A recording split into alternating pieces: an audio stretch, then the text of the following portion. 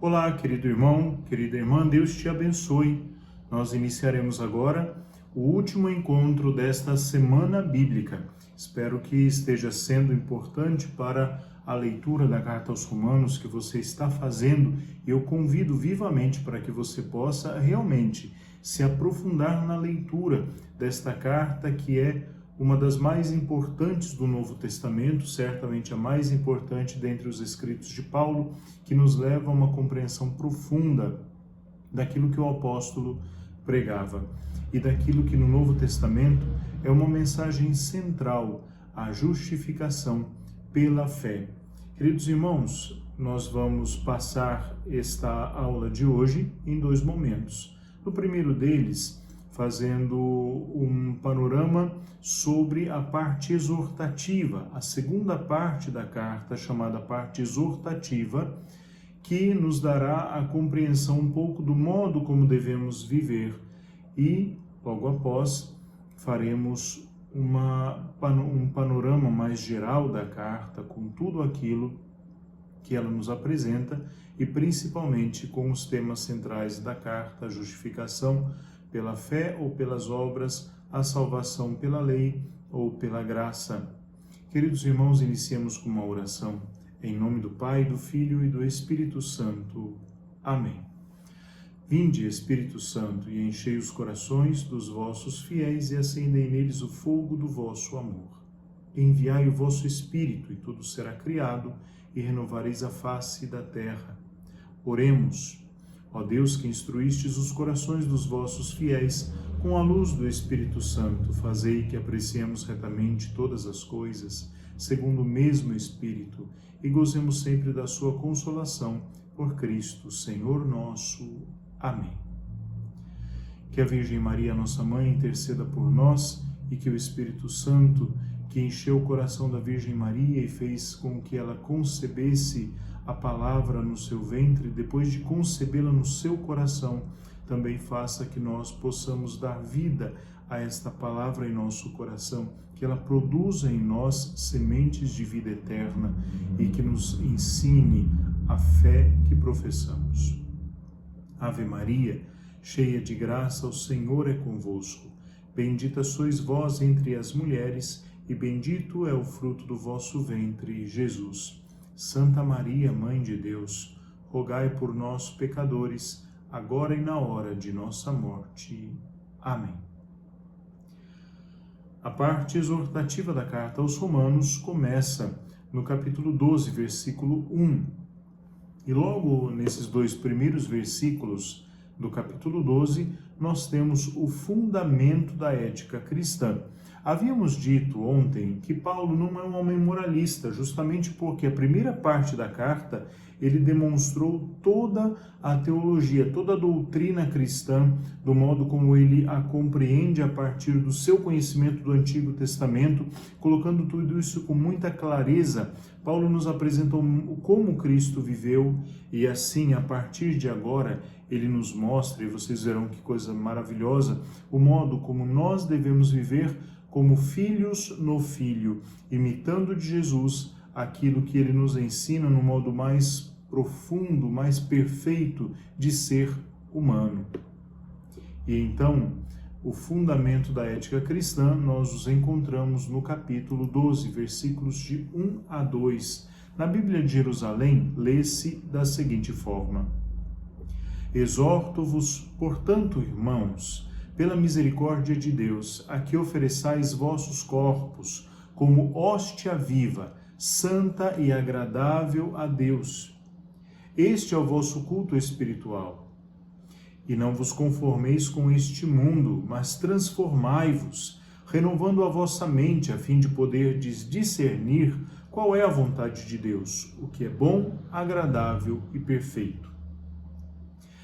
Esses dois pequenos versículos nos colocam diante de tudo aquilo que nós vimos na parte doutrinal da carta e o que eu convido você realmente a ler para poder entender tudo isso. Em primeiro lugar, nós sabemos que os romanos, eles, no seu seio, tinham uma comunidade cristã consistente e na cidade de Roma, quando começa a acontecer um atrito entre os cristãos e os judeus, essa dificuldade que existe, seja ela doutrinal, de ideias, daquilo que pode ter sido a dificuldade encontrada entre judeus e cristãos, o que acontece é que a comunidade toda dos judeus de Roma é expulsa pelo imperador Cláudio e devem sair de Roma. Os pagãos que foram convertidos ao cristianismo, os romanos que eram cristãos, permanecem em Roma. Eles não sofrem por causa do edito de Cláudio. E assim, a comunidade que permanece em Roma, a comunidade cristã que permanece em Roma, ela é eminentemente proveniente do paganismo e permanecem algumas coisas próprias do seu comportamento anterior à fé. Enquanto que os judeus que estão fora também começam a olhar as coisas de uma certa forma um pouco fechada, exclusivista. E acontece um atrito muito grande quando a comunidade se reencontra, quando Cláudio morre e os judeus podem voltar, sejam eles judeus do judaísmo ou judeus convertidos ao cristianismo, todos podem voltar agora para Roma, e realmente muitos voltam, e o que acontece? Há um atrito, um conflito entre os cristãos de origem pagã e os cristãos de origem judaica.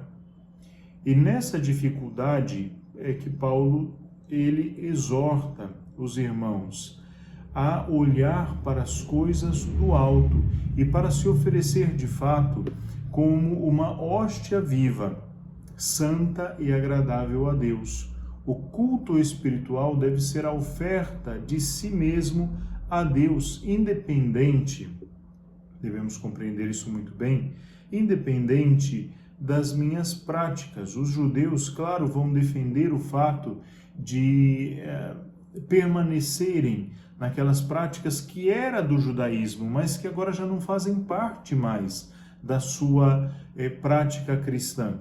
E os pagãos também devem deixar aquelas práticas antigas, tudo isso por um amor maior. Transformai-vos, São Paulo vai dizer, renovando a vossa mente. Isso é metanoia, isto é conversão, é mudança de pensamento, que também é mudança de atitude. Queridos irmãos, a renovação da mente nos ajuda, vai dizer São Paulo, e ajudará a comunidade aos romanos, a fim de poder discernir qual é a vontade de Deus, ou seja, aquilo que é bom, aquilo que é agradável, aquilo que é perfeito. Ou seja, o modo como vivemos deve agradar a Deus. Não importam tanto as nossas convicções, desde que o nosso modo de agir seja perfeito. É claro que para eu agir perfeitamente, as minhas convicções serão perfeitas, porém muitas vezes nos tornamos reféns daquilo que é acidental, como por exemplo a comunidade, que pecava gravemente no sentido contra a unidade, no sentido da unidade, contra a unidade, para manter os seus próprios pontos de vista, sejam eles pagãos, sejam eles judeus, mantinham fortemente os seus pontos de vista e pecavam contra a unidade ao interior da comunidade. Então vocês compreendem, devemos ir ao centro daquilo que é a nossa fé cristã. No primeiro encontro falávamos de Paulo, que busca aquela centralidade de Cristo, que é necessária para manter uma perfeição no modo de viver. Devemos nos perguntar sempre, Cristo é o centro da minha vida, por isso é que São Paulo vai dizer, ofereçam as vossas vidas, ofereçam os vossos corpos como um sacrifício vivo, santo e agradável a Deus. Este é o vosso culto espiritual, entregar-se a Deus de corpo e alma, permitindo que Deus me renove, me transforme a minha maneira de pensar, de julgar e de agir, o meu modo como eu me comporto no mundo. Isto é importante, principalmente nesta segunda parte, para compreendermos que tudo isso é a aplicação daquilo que Paulo demonstrou de uma forma teórica na primeira parte da carta, que durou até o capítulo 11. Logo após, nós veremos que Paulo se aplica em falar da caridade como o centro que unifica todo o edifício da comunidade cristã, seja ele este edifício externo da comunidade, seja internamente. A caridade, ela nos unifica como comunidade e como pessoa.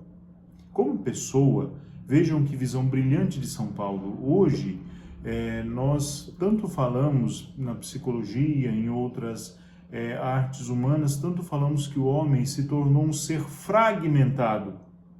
Na verdade, isso sempre foi assim. Hoje, de maneira exacerbada, o homem é fragmentado. E aquilo que unifica o coração do homem é a caridade, pois o próprio Deus é caridade.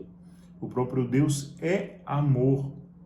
Ou seja, o amor, ele integra, o amor unifica, ele reconstrói o homem que foi totalmente fragmentado pelos seus pecados, pelas suas ideologias, pela sua mentalidade, pelos seus pontos de vista, como acabamos de dizer.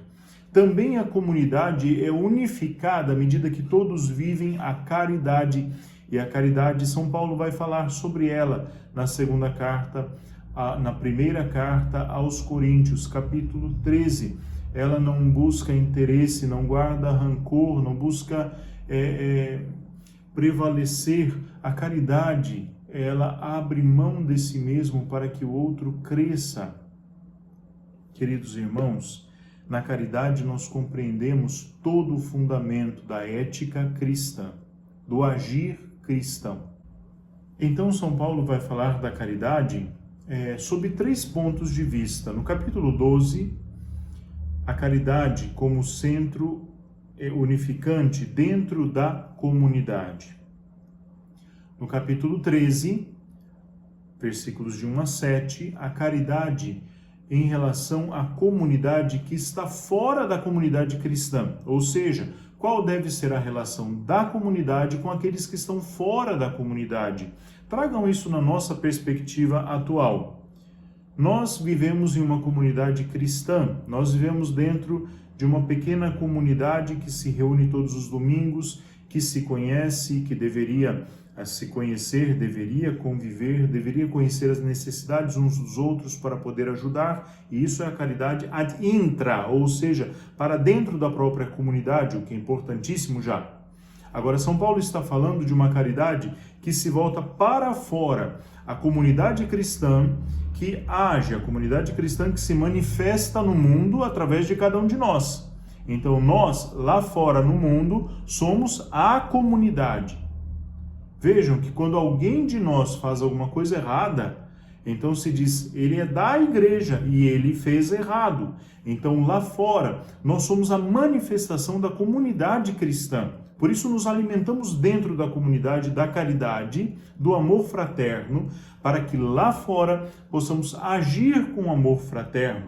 Você no teu trabalho, você no teu estudo, você dentro da tua família, de maneira que aqueles que estão fora da comunidade cristã possam olhar para a comunidade cristã, para que a nossa caridade chame a atenção, ela nos distinga do mundo e faça com que as pessoas olhem para dentro da igreja e queiram estar dentro da comunidade cristã.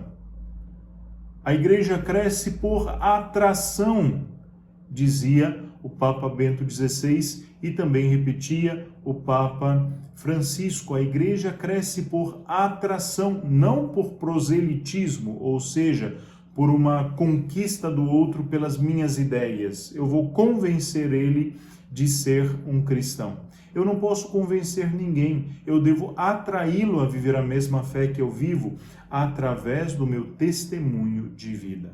Então, a caridade dentro da comunidade, a caridade fora da comunidade, inclusive na relação com a comunidade e na relação com o poder civil.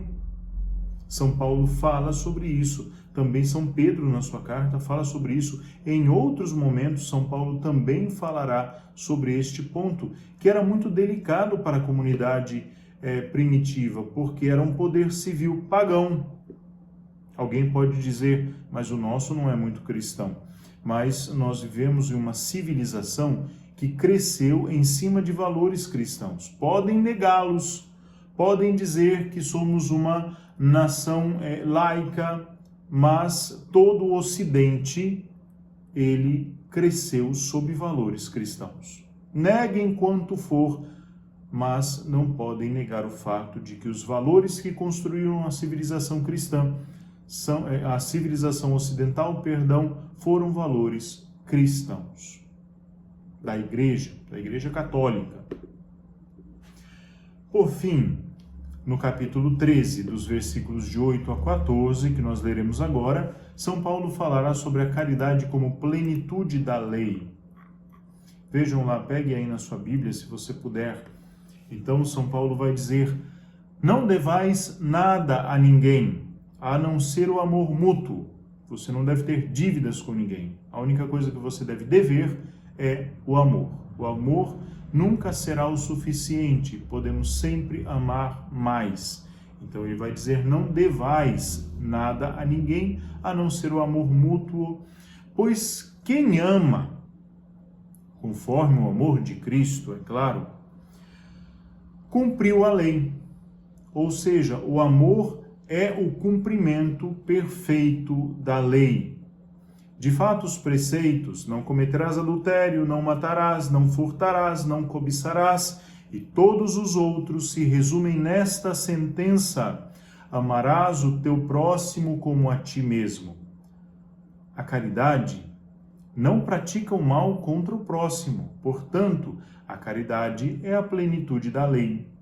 Ou seja, São Paulo está resumindo, dizendo que a lei, o Antigo Testamento, a Torá, que explicávamos já no primeiro encontro, ela é uma síntese que nos ajuda a conduzir a nossa vida em uma direção vertical de amor a Deus e numa dimensão horizontal de amor ao nosso próximo.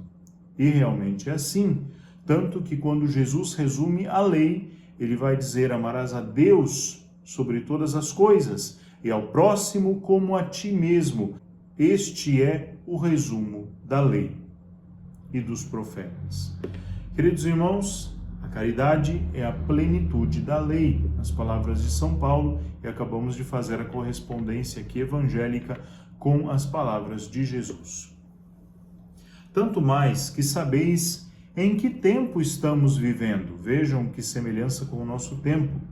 Já chegou a hora de acordar, pois a nossa salvação está mais próxima agora do que quando abraçamos a fé. Estamos mais perto da salvação, queridos irmãos. A noite já avançou e o dia se aproxima a luz. Portanto, deixemos as obras das trevas e vistamos a armadura da luz. Vistamo-nos como homens e mulheres da luz. Como de dia, andemos decentemente. O que São Paulo está dizendo é que nós devemos ter compreensão sobre a nossa própria vida. Não andamos mais nas trevas como antes de abraçarmos a fé. É necessário que a partir de agora caminhemos como se estivéssemos sempre à luz do dia. Eu não posso imaginar que me escondo. Eu não posso imaginar que há algo secreto, porque para Deus nada é secreto. Você pode enganar as pessoas, mas a Deus não se engana. Então São Paulo diz: andemos decentemente, como de dia, não em orgias e bebedeiras, nem em devassidão e libertinagem, nem em rixas e ciúmes. E então agora ele dá para nós uma imagem belíssima. Ele diz: mas vesti-vos do Senhor Jesus Cristo. Ou seja, eu devo me revestir de Cristo. As pessoas olhando para mim devem ver Cristo em mim. a beleza, a pureza, a santidade de Cristo refletida em mim. Essa é a maior santidade que podemos querer, que as pessoas possam olhar para nós e se encontrar com Cristo. E não procurei satisfazer os desejos da carne. Vale a pena, já que estamos falando da carne, fazermos uma distinção aqui entre sarx e soma. Duas palavras gregas. Uma significa carne, outra significa corpo.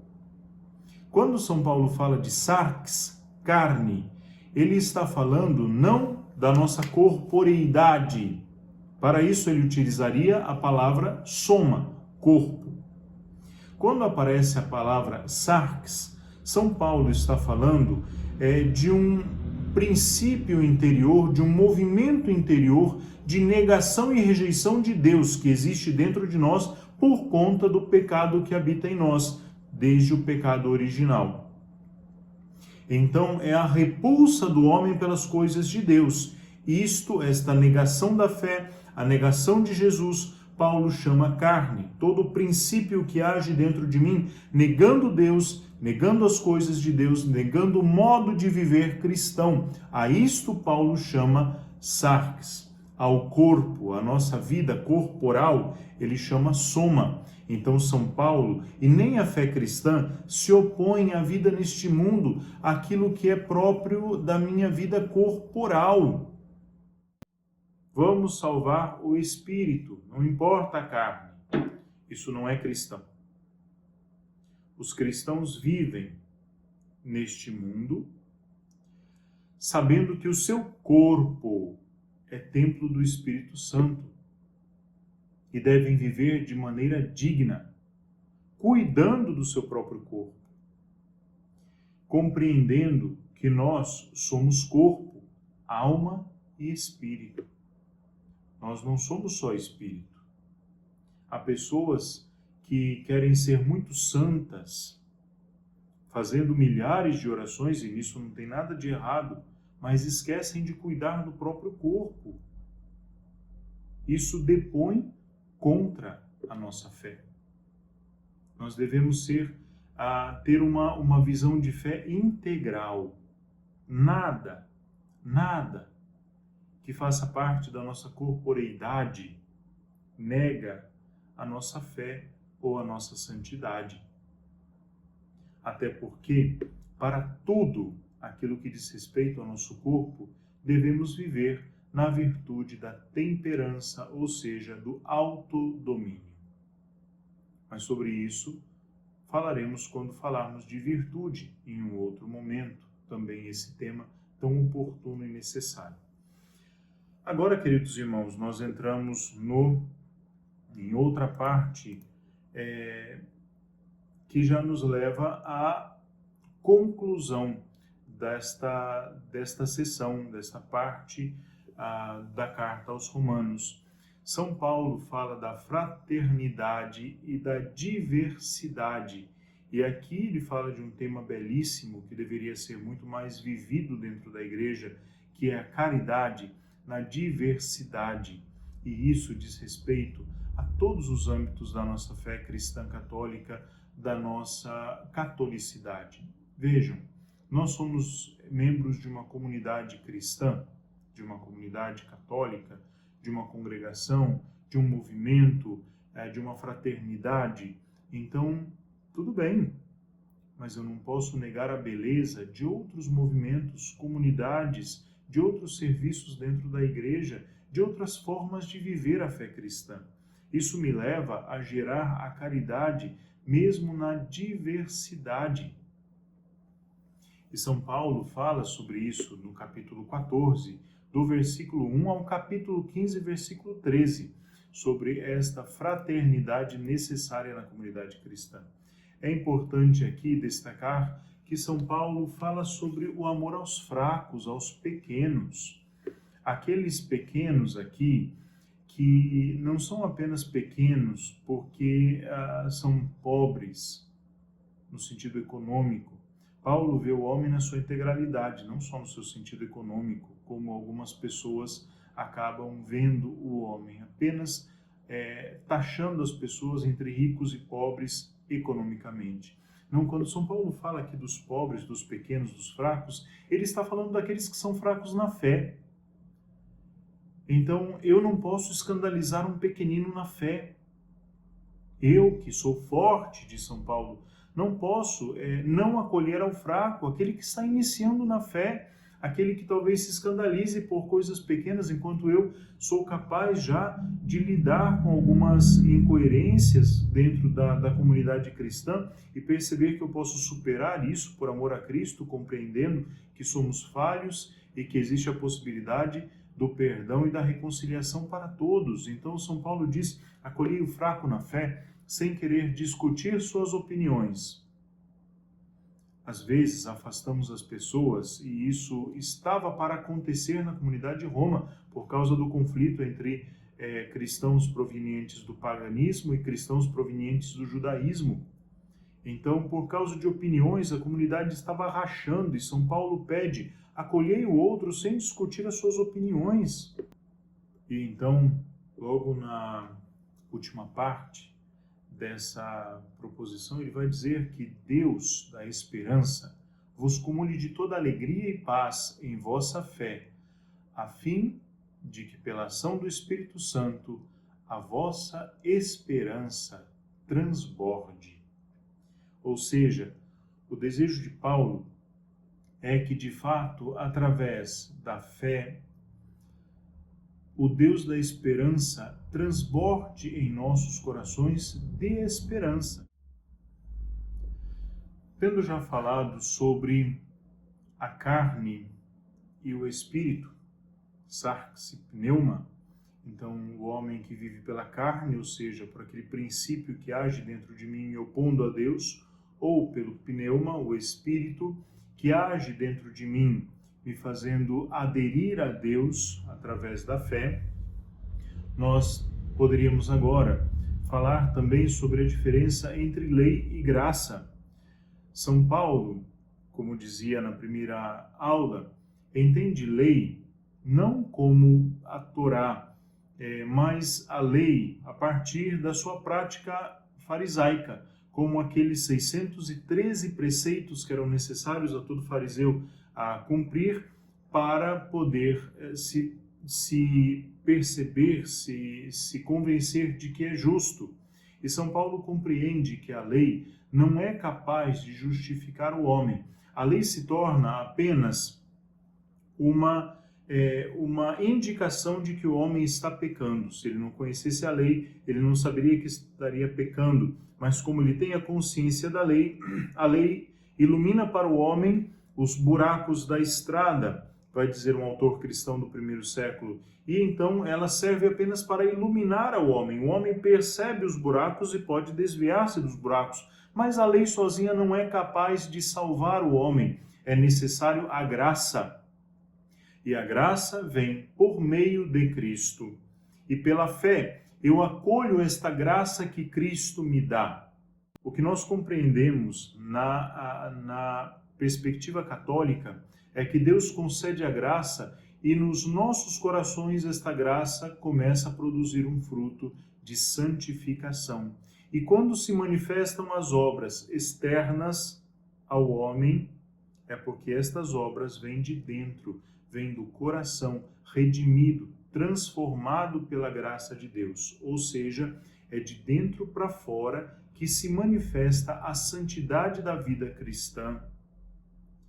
Então, há uma mudança, há uma transformação. Embora o homem continue sendo pecador, ele tem sempre a liberdade para o livre-arbítrio, dizendo com clareza com Santo Agostinho, para pecar. Liberdade não se tem quando se peca. O homem que peca é um escravo do pecado, São João capítulo 8, Jesus vai dizer ali no Evangelho exatamente isso, quem peca é escravo do pecado. Então não existe liberdade para pecar, existe porém o livre-arbítrio, vai esclarecer Santo Agostinho, ou seja, o homem tem a opção de escolher entre pecar ou não pecar. A graça agindo no coração do homem no interior do homem faz que pouco a pouco ele despreze o pecado e ame a santidade. E isso vai crescendo dentro dele à medida que, crescendo a graça dentro de mim, crescendo a santidade dentro de mim, ela se manifesta externamente com obras de santidade. Não poderia ser diferente. E é neste sentido que nós percebemos que não há nenhuma negação, nenhuma contradição entre a carta aos Romanos de São Paulo, no qual ele fala que a salvação nos vem pela graça, da carta de São Tiago, no qual ele, de alguma maneira, resolve essa questão de fé e obras. Que é um outro ponto, e logo após nós vamos também falar sobre isso. Então, São Tiago vai dizer: mostra-me a tua fé sem as obras. Ou seja, eu tenho fé, mas onde estão as tuas obras de fé? E então, São Tiago vai dizer: mostra-me a tua fé sem as obras, e eu te mostrarei a minha fé pelas minhas obras, ou seja, as minhas obras demonstram que eu tenho fé. Esta é a síntese deste pensamento. A graça santifica o homem de dentro para fora, e a manifestação desta santidade são as obras de santidade que manifestam que dentro de mim a graça de Deus está trabalhando, está transformando o que era mal, para que se manifeste a luz, para que o homem tire para fora de si aquilo que é bom. O homem não é mau em si mesmo. O homem tem dentro de si uma raiz inclinada ao pecado, que nós chamamos de concupiscência. E é a compreensão, é a doutrina do pecado original, que é católica, que nos ajuda a compreender que existe dentro de nós uma inclinação para o mal, mas que o Senhor, ele vai transformando isso dentro de nós. Mas não é que nós sejamos todo o homem seja mau, que nós sejamos maus intrinsecamente. Deus não criou o homem mau, Deus criou o homem bom. E o homem escolhe pelo pecado. E ele vai pouco a pouco fazendo escolhas que vão abrindo a sua vida ou ao pecado ou à graça. Então aqui também se resume para nós esse binômio, né? Fé e obras. Compreendemos agora bem todo o significado disso. E queremos agora ler a passagem da carta aos Romanos, no capítulo 5, versículos de 1 a 11. Tendo sido, pois, justificados pela fé, estamos em paz com Deus por nosso Senhor Jesus Cristo. Agora, vamos fazer uma pausa e dar a explicação de mais um conceito paulino, principalmente da carta aos Romanos, o conceito de justificação. O que é o homem justificado? É alguém de quem se diz: não, eu vi, ele não cometeu aquele erro. Não foi ele que quebrou aquele vaso. Que bom, a pessoa me justificou. Esse é o nosso conceito de justificação. O conceito bíblico de justificação é outro, porém. Justificação na Bíblia está ligado à palavra justiça e também ao conceito justo. Quem é o homem justo na Bíblia? É aquele que está próximo a Deus. O homem justo é aquele que é irrepreensível, que tem o coração próximo a Deus. Nós percebemos com Paulo e com toda com todas as proposições que Paulo utiliza na primeira parte da carta, que o homem, através da lei, não consegue justificar-se. Ou seja, eu não consigo me salvar sozinho. Eu não consigo quebrar aquele muro de separação que foi feito entre eu e Deus através do meu pecado. Alguém precisa fazer isso por mim, e é Jesus que faz isso por mim. Ele quebra, destrói, vai dizer Efésios 2, o muro de separação que me separava de Deus, e assim eu me torno justificado. Pela graça, foi graça. Eu não paguei, eu não fiz nada para merecer isso, eu não fiz nada para poder conquistar isso pelos meus próprios méritos. Deus me deu gratuitamente esta ponte que me liga novamente com o céu, esta ponte que me liga com Deus. Então é isso que São Paulo está dizendo. Vejam agora, tendo sido, pois, justificados pela fé, agora o homem que estava separado de Deus se encontra em paz com Deus, através de nosso Senhor Jesus Cristo, que a carta aos Hebreus diz é o pontífice da nossa fé, ou seja, é aquele que construiu para nós uma ponte entre nós e Deus. Por ele tivemos acesso, vejam, a ideia da ponte que me dá acesso pela fé a esta graça, a graça de sermos justificados, reencontrados com Deus, na qual estamos firmes e nos gloriamos na esperança da glória de Deus, ou seja, em previsão de um futuro glorioso com Deus no céu. E não só, nós nos gloriamos também nas tribulações, ou seja, São Paulo está dizendo, até nos momentos de dificuldade nós podemos nos gloriar de nossa fé, sabendo que a tribulação, os momentos de dificuldade pelos quais nós passamos, produz a perseverança. Eu persevero quando eu aprendo a permanecer mesmo na dor, permanecer mesmo na dificuldade, permanecer mesmo quando vem a dúvida, permanecer mesmo quando vem as perseguições. Isto é a tribulação que produz em mim perseverança na fé, perseverança na vocação, perseverança na comunidade cristã. A perseverança é uma virtude comprovada. Ou seja, se eu sou perseverante é porque eu já passei por muita tribulação. A virtude comprovada gera em nós a esperança. Ou seja, da mesma forma como eu permaneci fiel a Deus durante a perseguição e hoje vejo a salvação que me veio por Deus, então todas as dificuldades do momento presente podem passar, porque eu já não olho para mim ou para a dificuldade, eu olho para Deus e entendo que tudo neste mundo é passageiro. Mesmo as dores e sofrimentos passarão e a minha esperança se volta para Deus, para a vida onde não haverá mais choro, nem morte, nem destruição, nem divisão, onde Deus será tudo em todos, diz o autor do Apocalipse. E então ele conclui no versículo 5, e a esperança não decepciona. Quem tem esperança não se decepciona.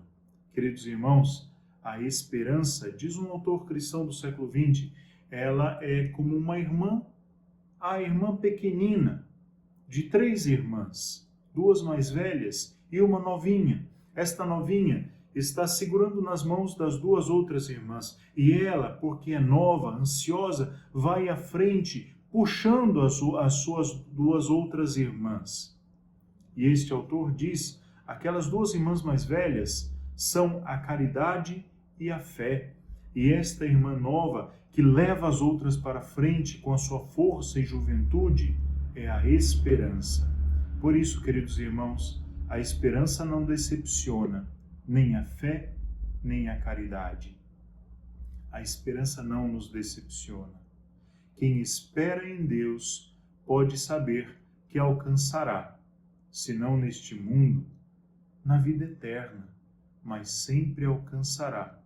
E o objeto da nossa esperança não é algo que podemos obter neste mundo. O objeto da esperança cristã é o próprio Jesus. É o encontro com Ele. É a vida futura, eterna, permanente, imperecível que conquistamos no céu. A esperança não decepciona, porque o amor de Deus, e agora São Paulo se volta para o passado, a esperança que olha para o futuro não decepciona, porque o amor de Deus foi derramado. Deus já nos deu esse amor. Ele já foi derramado em nossos corações através do Espírito Santo, ele mesmo, o amor do Pai e do Filho, que nos foi dado. Nós temos o Espírito Santo dentro de nós, Por isso a nossa esperança não será vã.